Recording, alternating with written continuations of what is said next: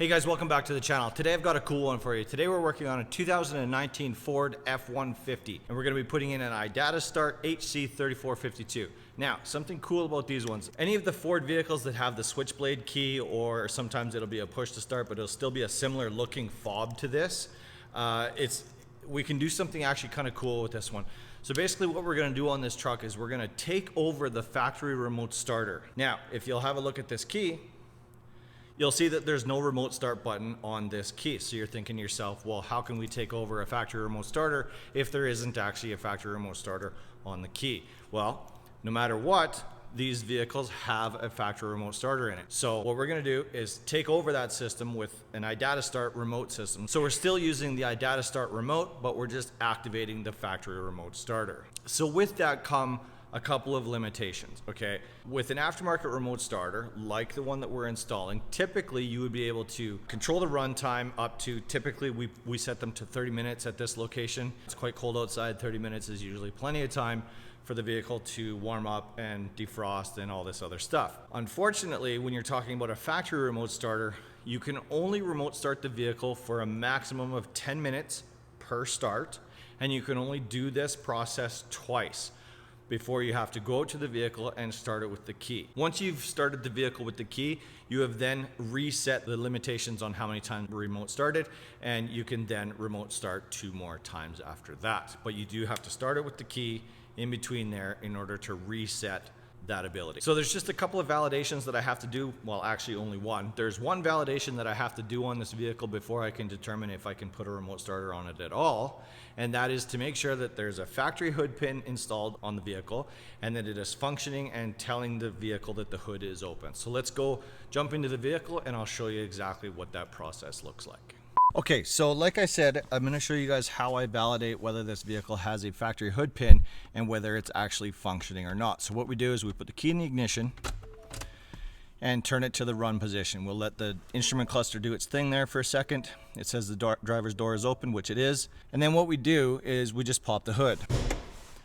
And if that warning comes up on the dash, then we're good to go. That means the factory hood pin is actually activated and is controlling and telling the vehicle that there is a hood open, which is good. 100% of this remote starter installation is going to get done right in behind this panel. Those of you that are in the industry are going to know exactly how simple this install actually is, but I'm going to show it off anyways. For those of you that have never seen this done before, you're going to get an insider peek.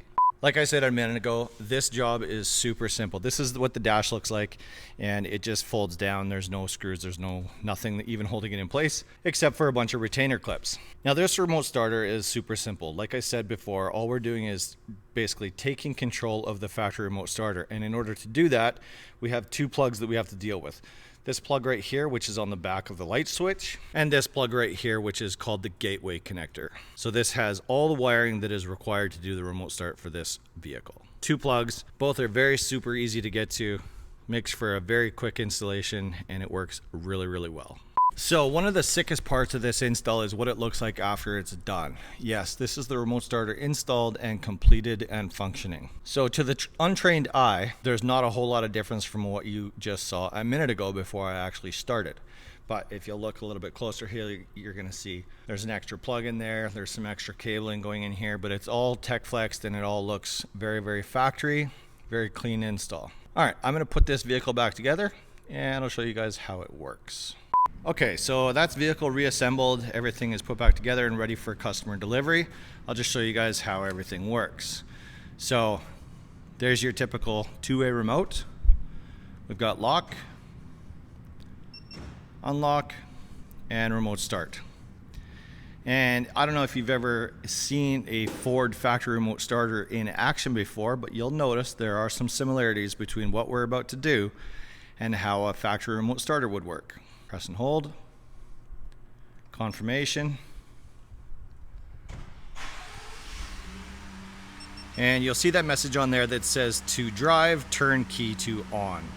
And typically with an aftermarket remote starter you wouldn't see that type of warning, but because we are controlling the factory remote starter, it functions the exact same way as it would if it were a factory remote starter. So like I said before, we do have the 10-minute runtime limitation, and that's just the nature of the beast. That's just the way it goes. We can also hold this button down again and shut it down. because we don't need to sit here and listen to this vehicle running. Where was I? Again, we are limited to the 10-minute run time, and that is 2 start cycles before you have to go out to the vehicle to start it with the key to reset those start cycles. All in all, this is a super easy installation. The customer is going to love this for years to come, and as long as they can get over the fact that we can only remote start it for 10 minutes at a time, they'll be all right. All right, so that's the 2019 F-150 all wrapped up and ready to go. The customer is ready for delivery, and we'll get this out of the shop and we'll get on to the next job. If you guys like this video at all, be sure to do me the favor and hit that thumbs up for me. It definitely helps me out with, you know, with the YouTube algorithms and all that magical, mystical stuff. Anyways, I hope you guys enjoyed the video, and I'll see you guys on the next one.